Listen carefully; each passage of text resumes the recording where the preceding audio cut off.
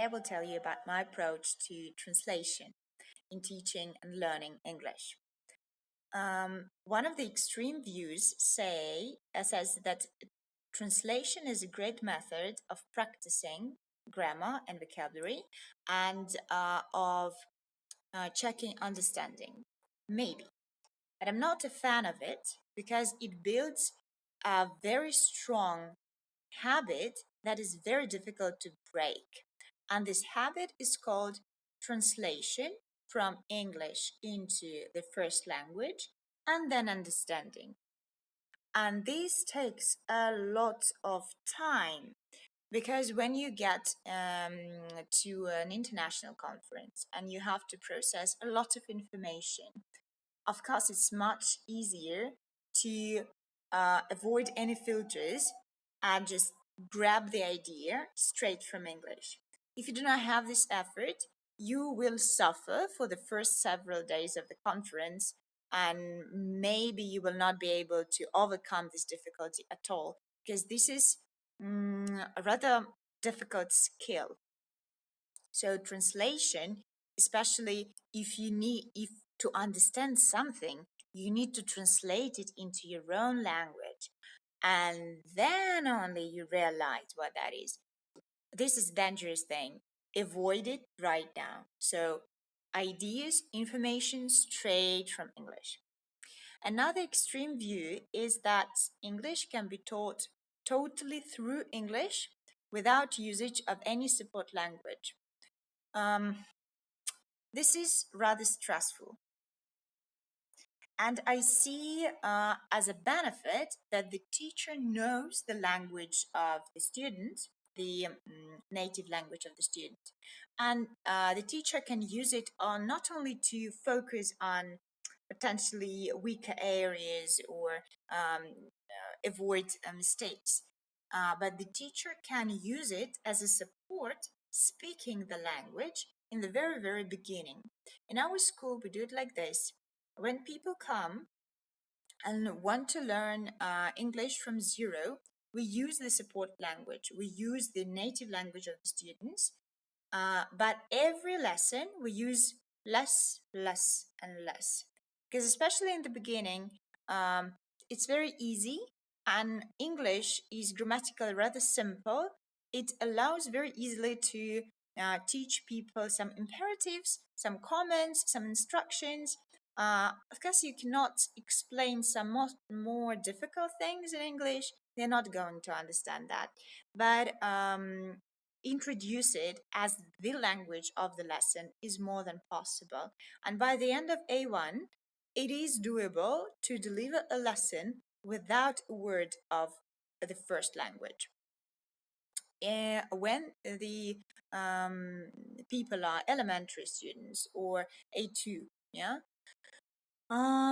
we use support language, but rather rarely, like not on everyday basis. Yeah, so we do not start the lesson in this language or something. We can help to build a bridge, help to compare, something like that, but we do not use it. The teacher does not speak this first language anymore, only English.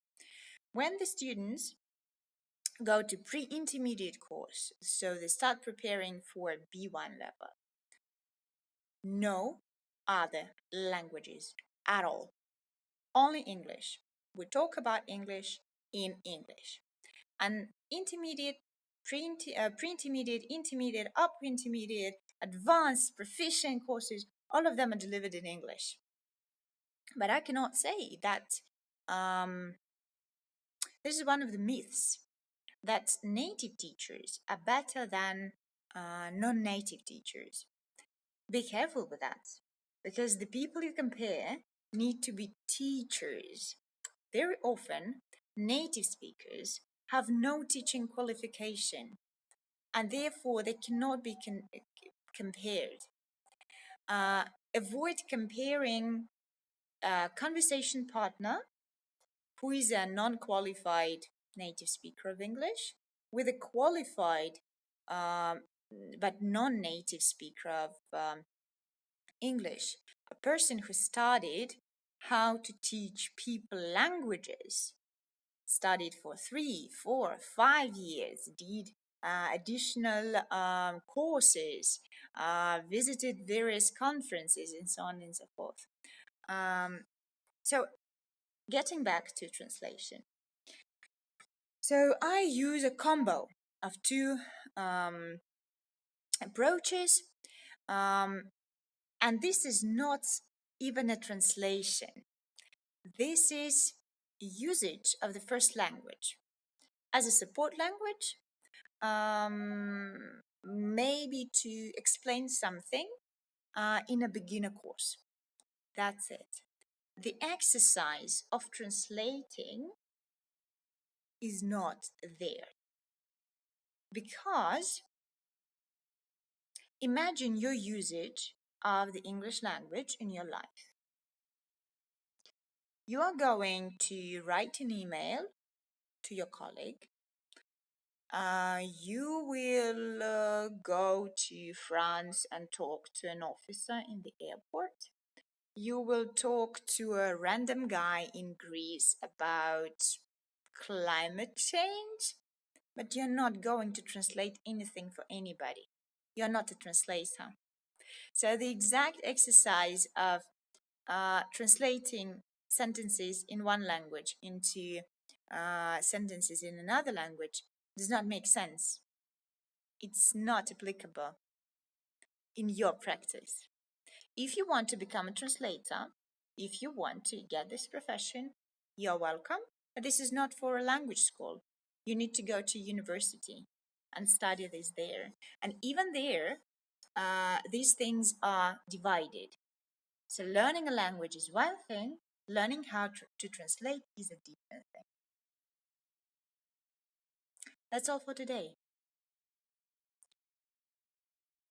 Wash your hands, stay safe, and see you soon.